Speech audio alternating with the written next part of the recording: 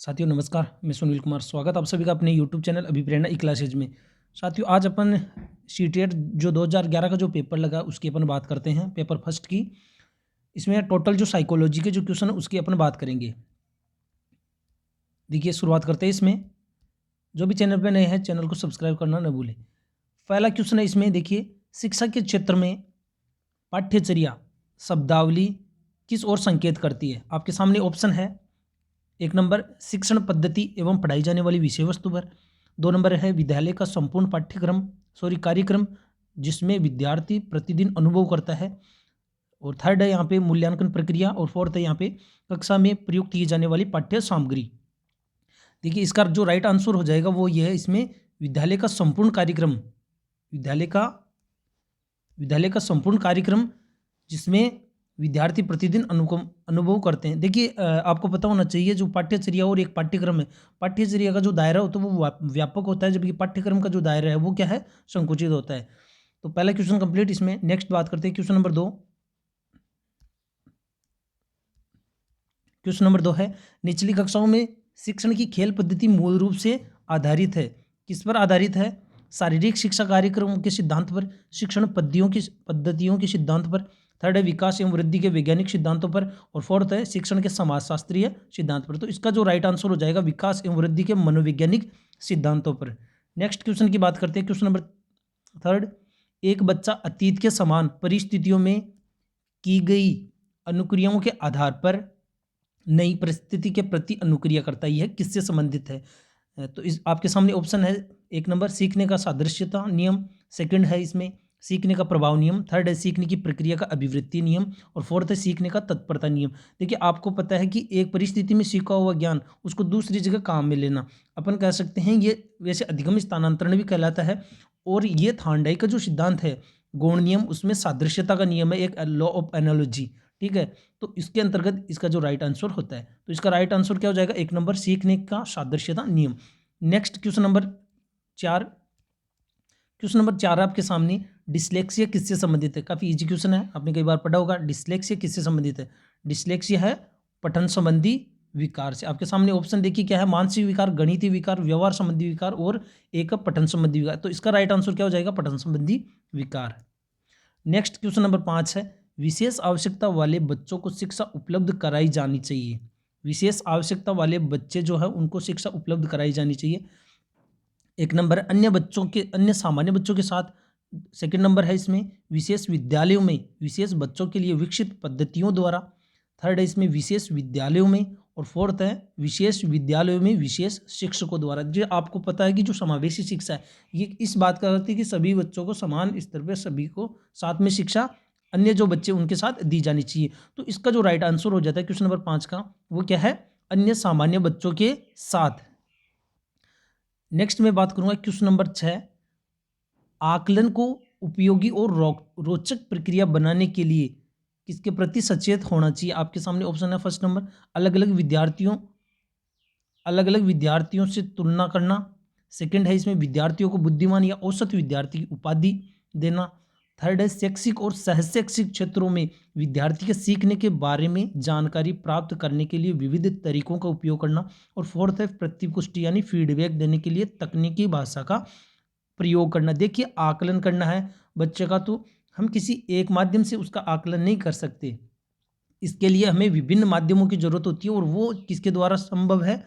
शैक्षिक एवं सहशैक्षिक गतिविधियों में क्षेत्रों में विद्यार्थी के सीखने के बारे में जानकारी प्राप्त करने के लिए विविध तरीकों का उपयोग करना, तभी हम वास्तव में उसका सही आकलन कर पाएंगे। Next question number 7। इसमें देखिए खाली जगह में प्रतिभाशाली होने का संकेत नहीं है। आपको क्या पूछा गया? प्रतिभाशाली होने का संकेत नहीं है। तो इसका जो राइट आंसर होता है, देखिए पहले ऑप्शन देखिए इसमें प्रतिभाशाली होने का संकेत कौन सा नहीं है? सृजनात्मक विचार, ये भी प्रतिभाशाली होने का है। दूसरों के साथ झगड़ना ये नहीं है। अभिव्यक्ति में नवीनता ये भी है। और जिज्ञासा, तो ये बाकी के जो है इसको छोड़ के बाकी सभी क्या प्रतिभाशाली होने के संकेत है, जबकि ये जो है प्रतिभाशाली होने का संकेत नहीं है। Question number 8। नेक्स्ट क्वेश्चन है इसमें देखिए बच्चे दुनिया के बारे में अपनी समझ का सृजन करते हैं। इसका श्रेय, ये जो विचार है किसका? बच्चे दुनिया के बारे में अपने ज्ञान का निर्माण करते हैं, सृजन। तो ये कथन किसका? आपके सामने ऑप्शन है, एक नंबर पियाजे, सेकंड है इसमें पावलोव, थर्ड है इसमें जो कोलबर्ग, और फोर्थ है स्किनर। तो इसका जो राइट आंसर होता है वो क्या है? बच्चे दुनिया के बारे में अपनी समझ का निर्माण करते हैं, वो है इसमें पियाजे। ठीक है, कोलबर्ग का आपको पता ही नैतिक विकास सिद्धांत है, स्किनर का क्रिया प्रसूत सिद्धांत, और पावलोव जो है उन्होंने अपना जो सूझ सिद्धांत दिया था। ठीक है, नेक्स्ट क्वेश्चन है, कृतिका अक्सर घर में ज़्यादा बात नहीं करती लेकिन विद्यालय में वह काफ़ी बात करती है, यह दर्शाता है। फर्स्ट नंबर है इसमें ऑप्शन, विद्यालय हर समय बच्चों को खूब बात करने का अवसर देता है। सेकंड है, शिक्षकों की यह मांग होती है कि बच्चे विद्यालय में खूब बात करें। थर्ड है इसमें, कृतिका को अपना घर बिल्कुल पसंद नहीं है। फोर्थ है इसमें, अपने विचारों को विद्यालय में मान्यता मिलती है। देखिए, आपको ऑप्शन पढ़ने के दौरान ही पता चल जाएगा, एक तो इसमें ओवर प्रेशर एक तरीके से किसी ऑप्शन पे बहुत ज़्यादा बल दिया गया हो तो वो भी यहाँ पर मानते हैं कि वो नहीं हो सकते। जैसे यहाँ पे दे रखा है, विद्यालय में हर समय बच्चों को खूब बात करने का अवसर देता है, इस प्रकार का ये जो नकारात्मक शब्द हो गया। ठीक है, तो इसका जो राइट आंसर होता है वो क्या है? अपने विचारों को विद्यालय में मान्यता मिलती है। बाकी ये जो सभी ऑप्शन है इसमें गलत है। तो इसका राइट आंसर हो गया क्वेश्चन नंबर 9 का 4। नेक्स्ट क्वेश्चन नंबर 10, एक शिक्षक को अपने विद्यार्थियों की क्षमताओं को समझने का प्रयास करना चाहिए। निम्नलिखित में से कौन सा क्षेत्र इस उद्देश्य के साथ संबंध है? आपके सामने ऑप्शन है, शिक्षा समाजशास्त्र, सेकंड है सामाजिक दर्शन, थर्ड है मीडिया मनोविज्ञान, और फोर्थ है शिक्षा मनोविज्ञान। देखिए, शिक्षा मनोविज्ञान है शिक्षा से जुड़ा हुआ मनोविज्ञान सामान्य भाषा में। तो शिक्षा से संबंधित जो भी समस्या है उनका वैज्ञानिक आधार पर उनका अपन कह सकते हैं उनका निष्कर्ष निकाला जाता है और उसके आधार पर समस्या का समाधान किया जाता है। नेक्स्ट क्वेश्चन नंबर 11, सीखने की प्रक्रिया में अभिप्रेरणा, मोटिवेशन जो है लर्निंग में, उसमें इसकी क्या भूमिका है? आप देखिए, फर्स्ट नंबर है इसमें ऑप्शन, शिक्षार्थियों की स्मरण शक्ति को पैना करती है। सेकंड है इसमें, पिछले सीखे हुए को नए अधिगम से अलग करती है। थर्ड है, विद्यार्थियों को एक दिशा में सोचने योग्य बनाती है। फोर्थ है, शिक्षार्थियों में सीखने के प्रति रुचि का विकास करती है। देखिए, सीखने में अभिप्रेरणा का क्या योगदान है? शिक्षार्थियों में सीखने के प्रति रुचि का विकास करती है। ठीक है, ये भी कन्फ्यूजन वाला ऑप्शन है, जैसे एक दिशा में सोचने योग्य, लेकिन ये क्या है? संकीर्ण एक दिशा में सोचना, व्यापक दृष्टिकोण रखते हुए किसी समस्या का समाधान करना, वो वास्तव में अधिगम में अभिप्रेरणा का योगदान माना जा सकता है। नेक्स्ट अपन क्वेश्चन नंबर 12 है, इसमें देखिए, सीखना समृद्ध हो सकता है यदि, सीखना कब समृद्ध होगा? आपके सामने ऑप्शन है, वास्तविक दुनिया से उदाहरणों को कक्षा में लाया जाए जिसमें विद्यार्थी एक दूसरे से अंतःक्रिया करे और शिक्षक उस प्रक्रिया को सुगम बनाए। सेकंड है, कक्षा में अधिक से अधिक शिक्षण सामग्री का प्रयोग किया जाए। थर्ड है इसमें, शिक्षक विभिन्न प्रकार के व्याख्यान और स्पष्टीकरण का प्रयोग करे। और फोर्थ है इसमें, कक्षा में आवधिक परीक्षाओं पर अपेक्षित ध्यान रखना। देखिए, एनसीओ जो 2005 है उसमें स्पष्ट रूप से कहा गया है कि कक्षा को बाहरी दुनिया से जोड़ना। ठीक है, ये सबसे महत्वपूर्ण। तो यहाँ पे इसका जो राइट आंसर हो जाता है ये, यानी बालक सजीवता रहेगी, इसको बाहरी वातावरण को अगर अपन साथ में जोड़ेंगे या बाहरी उदाहरणों को या जो जीवन के जो उदाहरण उनको कक्षा में रखेंगे तो उसमें क्या है? बालक में सजीवता रहेगी, उसकी रुचि बढ़ेगी। तो वास्तविक दुनिया से उदाहरणों को कक्षा में लाया जाए जिसमें विद्यार्थी एक दूसरे से अंतःक्रिया और शिक्षक उस प्रक्रिया को सुगम बनाए। नेक्स्ट क्वेश्चन नंबर 13, निम्न में से कौन से कथन को सीखने की प्रक्रिया की विशेषता नहीं मानना चाहिए? एक फर्स्ट नंबर है इसमें, शैक्षिक संस्थान ही एकमात्र स्थान है जहां अधिगम होता है। इसमें देखिए किसकी बात की जा रही है, कौन सा नहीं है? एक नंबर। सेकंड है इसमें, सीखना एक व्यापक प्रक्रिया है, तो विशेषता कौन सी नहीं है? ये विशेषता भी है। सीखना लक्ष्योन्मुखी होता है। अनधिगम भी सीखने की प्रक्रिया। अनधिगम यहाँ पे देखिए, यह आपके लिए कन्फ्यूजन वाला ऑप्शन है। अनधिगम का मतलब है कि जो कुछ हमने सीखा उसको भूलना, ये भी एक क्या है? भूलना, यानी हम जानबूझकर भूलते हैं उसको, या अपन कह सकते हैं संशोधन करना। तो ये भी क्या है? सीखने की प्रक्रिया। आपको पता होगा कि पियाजे के सिद्धांत में अपन देखते हैं कि जो संतुलन है, तो पूर्व ज्ञान में संशोधन करना, समायोजन, पूर्व ज्ञान में उसमें संशोधन करना, अपनी स्कीमा में संशोधन करना, तो वो भी क्या है? एक अधिगम की प्रक्रिया है। तो इसका जो राइट आंसर होता है वो ये है, इसमें इसकी जो ये है विशेषता नहीं है। इसकी कौन सी विशेषता नहीं है? ये विशेषता नहीं है। शैक्षिक संस्थान ही एकमात्र स्थान है जहाँ अधिगम होता है। नेक्स्ट क्वेश्चन नंबर 14, कक्षा 5वीं कक्षा के दृष्टिबाधित विद्यार्थी को आपके सामने है ऑप्शन, को निचले स्तर के कार्यों करने की छूट मिलनी चाहिए, उसके माता पिता और मित्रों द्वारा उसके दैनिक कार्यों को करने में सहायता की जानी चाहिए, और उसके साथ कक्षा में सामान्य रूप से व्यवहार किया जाना चाहिए, और श्रव्य सीडी के माध्यम से सहायता उपलब्ध कराई जानी चाहिए, और फोर्थ इसमें उसके साथ कक्षा में विशेष व्यवहार किया जाना चाहिए। देखिए कई बच्चे जो है स्टूडेंट्स इसको ये कर देते, तो ये गलत है। इसमें ध्यान रखना है कि ये अपन शिक्षा मनोविज्ञान से संबंधित क्वेश्चन को सोल्व करने हैं, तो इसका संबंध मोस्टली शिक्षा से जुड़ा हुआ है, ठीक है। तो यहाँ पे ध्यान रखना, इसका जो सही राइट आंसर क्या होता है, उसके साथ सामान्य रूप से व्यवहार, कक्षा में सामान्य रूप से व्यवहार किया जाए, और सर्वे सीडी है उसके माध्यम से उसकी सहायता उपलब्ध कराई जाए। नेक्स्ट क्वेश्चन नंबर 15, प्राथमिक स्तर पर एक शिक्षक में निम्न में से किसी सबसे महत्वपूर्ण विशेषता मानना चाहिए। ऑप्शन आपके सामने, पढ़ाने की उत्सुकता, सेकंड है धैर्य और दृढ़ता, थर्ड है शिक्षण पद्धतियों और विषयों के ज्ञान में दक्षता, फोर्थ है अति मानक भाषा में पढ़ाने में दक्षता। यहाँ पे जो सभी ऑप्शन है लगभग वो कन्फ्यूजन वाले हैं, लेकिन आपको देखना है इसमें जो लॉजिक है वो मैं बताऊंगा, उसके कारण आपको मानना होगा कि वास्तव में ये सही क्यों है। देखिए बात किसकी की जा रही है, प्राथमिक स्तर पर शिक्षक में निम्न में से किसी सबसे महत्वपूर्ण विशेषता मानना चाहिए। देखिए यहाँ पे कई स्टूडेंट है पढ़ाने इसको करने की संभावना रहती है, शिक्षण पद्धति और विषय के ज्ञान में दक्षता शिक्षक को तो होना ही चाहिए, लेकिन इसका जो राइट आंसर होता है वो कौन सा होता है, धैर्य और दृढ़ता। देखिए प्राथमिक स्तर पर जो बालक है उनको पढ़ाने के लिए शिक्षक के पास सबसे जरूरी चीज़ क्या होना जरूरी है, धैर्य और दृढ़ता। कि विषय के ज्ञान की तो अभी बालकों को उतनी ज़्यादा जरूरत ही नहीं है, विषय की जो व्याख्यान वो समझ नहीं सकेंगे, शिक्षण पद्धतियों का इसमें उतना ज़्यादा महत्व नहीं है। लेकिन सबसे बड़ी जो चीज़ है इनमें, मैं ये नहीं कह रहा हूँ कि महत्व बिल्कुल नहीं है, लेकिन यहाँ पे सबसे बड़ी बात है कि स्पेशल इंडिकेट किया गया कि प्राथमिक स्तर पर तो सब जो छोटे बच्चे हैं आपको पता है कि उनके कई प्रकार के सवाल होते हैं, कई प्रकार की उनसे जुड़ी हुई समस्याएं होती है छोटे बच्चों की, तो उनके लिए सबसे ज़्यादा जरूरी क्या होती है, सबसे जरूरी होता है तो पैसेंस, ठीक है, धैर्य और दृढ़ता। नेक्स्ट क्वेश्चन नंबर 16 है, वह अवस्था जब बच्चा तार्किक रूप से वस्तुओं एवं घटनाओं के विषय में चिंतन प्रारंभ करता है। ठीक है, यहाँ पे चिंतन प्रारंभ करता है, इसकी बात को इंडिकेट किया गया है कि यहाँ पे पियाजे की जो 4 अवस्था है उससे संबंधित है। तो आपके सामने ऑप्शन है संवेदी पैसिव अवस्था, सेकंड है औपचारिक संक्रियात्मक अवस्था, थर्ड है पूर्व संक्रियात्मक अवस्था, और फोर्थ है मूर्त संक्रियात्मक अवस्था।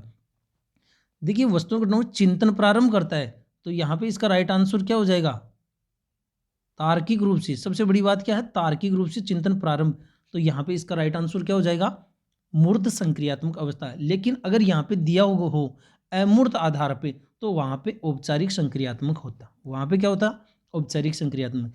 ठीक है, क्योंकि बच्चा जो है 7 से 11 वर्ष, इस अवस्था में बालक क्या है, तर्क करना प्रारंभ कर देता है। ठीक है, नेक्स्ट क्वेश्चन चिंतन, नेक्स्ट क्वेश्चन नंबर है 17।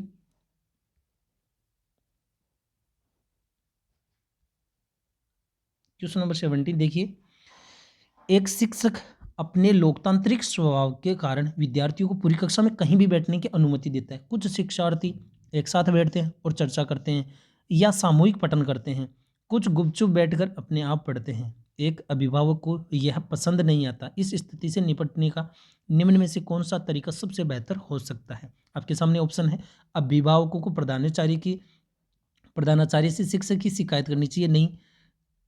सेकंड है, अभिभावकों को प्रधानाचार्य से अनुरोध करना चाहिए कि वे उनके बच्चे का अनुभाग बदल दे। थर्ड है, अभिभावकों को शिक्षक पर विश्वास व्यक्त करना चाहिए और शिक्षक के साथ समस्या पर चर्चा करनी चाहिए। देखिए ये सकारात्मक हो गया अपने आप ही। और फोर्थ है, अभिभावकों को उस विद्यालय से अपने बच्चे को निकाल लेना चाहिए, तो ये भी गलत है। तो क्वेश्चन नंबर जो 17 इसका राइट आंसर क्या हो जाता है, थर्ड। ठीक है, नेक्स्ट क्वेश्चन की बात करते हैं। क्वेश्चन नंबर जो 18 है, क्वेश्चन नंबर 18, सीखने के अंतर्दृष्टि सिद्धांत को किसने बढ़ावा दिया। इनसाइट थ्योरी है, आप सबको पता है किसने दिया है। आपके सामने ऑप्शन है गेस्टाल्ट सिद्धांत, सेकंड है पेवलोव, थर्ड है जीन पियाजे, फोर्थ है वाइगोत्स्की। इसका राइट आंसर हो जाता है गेस्टाल्टवादी सिद्धांत। नेक्स्ट क्वेश्चन नंबर 19, बच्चों के बौद्धिक विकास की 4 विशिष्ट अवस्थाओं की पहचान किसके द्वारा की गई। आप सबको पता है किसके द्वारा की गई? आपके सामने ऑप्शन है कॉलबर्ग द्वारा, एरिक्सन द्वारा, स्किनर द्वारा और पियाजे द्वारा। तो इसका राइट आंसर हो जाता है जीन पियाजे द्वारा। ठीक है, कॉलबर्ग ने कौन सा सिद्धांत दिया था? नैतिक विकास सिद्धांत।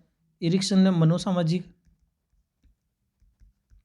और स्किनर का यहाँ पे बुद्धि विकास से संबंधित सिद्धांत नहीं है। ठीक है, उनका वो था क्रिया प्रसूत सिद्धांत, ऑपरेंट कंडीशनिंग थ्योरी। तो संज्ञानात्मक विकास की जो 4 अवस्थाएं दी थी किसने? जीन पियाजे ने।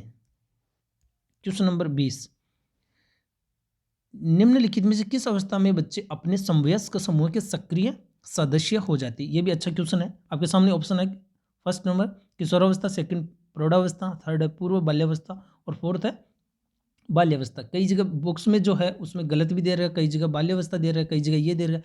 लेकिन आपको यहाँ पे क्वेश्चन की अगर लैंग्वेज पर अगर ध्यान दोगे तो देखिए यहाँ पे सबसे बड़ा शब्द दे रखा है समवयस्क। क्या है? पीर ग्रुप। ठीक है, समवयस्क समूह के सक्रिय सदस्य। तो इसका जो राइट आंसर होता है वो कौन सा होता है? किशोरावस्था। किशोरावस्था में जो बालक है वो अपने समवयस्क समूह के सक्रिय सदस्य हो जाते हैं। नेक्स्ट क्वेश्चन नंबर 21, बच्चों की सीखने की प्रक्रिया में माता पिता को किस प्रकार की भूमिका निभानी चाहिए? आपके सामने ऑप्शन है फर्स्ट नंबर नकारात्मक, सेकंड अग्रोन्मुखी, थर्ड है सहानुभूतिपूर्ण, फोर्थ है तटस्थ। ठीक है, बाइलिंगुअल लैंग्वेज में क्वेश्चन है सभी। तो इसका जो राइट आंसर हो जाएगा वो क्या है? अग्रोन्मुखी, proactive. Next question number Y, विकास कभी न समाप्त होने वाली प्रक्रिया है। तो इसका जो यह विचार किससे संबंधित है? विकास के जो सिद्धांत हैं उनसे संबंधित ये क्वेश्चन है, आपने कई बार पढ़ा भी होगा। फर्स्ट नंबर अंतर संबंध का सिद्धांत, सेकंड है निरंतरता का सिद्धांत, थर्ड है एकीकरण का सिद्धांत, फोर्थ है अंतःक्रिया के सिद्धांत। तो इसका जो राइट आंसर होता है वो कौन सा है? निरंतरता का सिद्धांत, principle of continuity. Next question number 23, वह कौन सा स्थान है जहां बच्चे संज्ञानात्मक विकास को सबसे बेहतर तरीकों से परिभाषित किया जा सकता है? तो देखिए संज्ञानात्मक विकास को सबसे बेहतर तरीके से अपन कैसे परिभाषित करने का जो स्थान है वो कौन सा है? आपके सामने ऑप्शन है एक नंबर खेल का मैदान, सेकंड है विद्यालय एवं कक्षा पर्यावरण, थर्ड है सभागार और फोर्थ है घर। देखिए कई स्टूडेंट्स ये इसमें ये भी कर देते हैं, लेकिन आपको ध्यान रखना कि खेल का मैदान है बालक के सर्वांगीण विकास यानी सभी पक्षों के विकास के दृष्टिकोण से सबसे बेस्ट है। लेकिन यहाँ पे सिर्फ और सिर्फ संज्ञानात्मक विकास की बात की गई है, तो ध्यान रखना विद्यालय एवं कक्षा का पर्यावरण। नेक्स्ट क्वेश्चन नंबर 24, निम्न में से कौन सा बुद्धिमान बच्चे का लक्षण नहीं है? फर्स्ट नंबर है वह जो लंबे निबंधों को बहुत जल्दी रटने की क्षमता रखता है। ठीक है, यहाँ विशेषता नहीं पूछी गई है, ध्यान रखना है। सेकंड है वह जो प्रभावपूर्ण एवं उचित तरीके से संप्रेषण करने की क्षमता रखता है, वह जो अमूर्त रूप से सोचता रहता है और वह जो परिवेश में स्वयं को समायोजित करता है। तो इसका जो राइट आंसर है, ठीक है, वो है ये। इसमें लक्षण नहीं पूछा गया, तो ये जो रटने की जो क्षमता है वो बुद्धिमान बच्चे की विशेषता नहीं है। बाकी ये सभी इसकी क्या है? बुद्धिमान बच्चे की विशेषता है। नेक्स्ट क्वेश्चन नंबर, देखिए इसमें खाली जगह में को एक अभिप्रेरित शिक्षण का संकेतक माना जाता है। अभिप्रेरित शिक्षण का संकेतक किसको माना जाता है? कक्षा में अधिकतम उपस्थिति को क्या हम अभिप्रेरित शिक्षण का संकेत मान सकते हैं? सेकंड है शिक्षक द्वारा गया उपचारात्मक कार्य, थर्ड है विद्यार्थियों द्वारा प्रश्न पूछना, और फोर्थ है कक्षा में एकदम खामोशी। तो अभिप्रेरित शिक्षण का जो है संकेत हम इसको मानेंगे, किसको? विद्यार्थियों द्वारा जो प्रश्न पूछना है उसको। नेक्स्ट क्वेश्चन है, निम्न में से कौन सा बच्चे को सामाजिक मनोवैज्ञानिक आवश्यकताओं के साथ संबंध नहीं है? ठीक है, उसकी सामाजिक आवश्यकताएं। तो देखिए इसमें आपके सामने ऑप्शन है सामाजिक अनुमोदन अथवा सराहना की आवश्यकता। ठीक है, इसमें नहीं, कौन सा इससे संबंध नहीं है, तो ये सामाजिक आवश्यकताओं में है। संवेगात्मक सुरक्षा ये भी है। ठीक है, जो है मैस्लो की जो थ्योरी भी पढ़ी होगी उसमें भी ये सब चीज़ें हैं। और शरीर से अपशिष्ट ये जैविक के अंतर्गत आ जाती है। और संगति की आवश्यकता, तो यहाँ पे इसका जो है ऑप्शन का राइट आंसर क्या होगा? क्वेश्चन नंबर 26 का शरीर के से अपशिष्ट पदार्थों को नियमित रूप से बाहर निकालना, ये जैविक आवश्यकता के अंतर्गत आ जाता है। नेक्स्ट क्वेश्चन नंबर 27, मन का मानचित्रण संबंधित है। फर्स्ट नंबर है बोध बढ़ाने की तकनीक से, साहसिक कार्यों की क्रिया योजना से, मन का चित्र बनाने से, और फोर्थ है मन की क्रियाशीलता पर अनुसंधान से। तो सबसे बेस्ट ऑप्शन क्या हो गया? ये।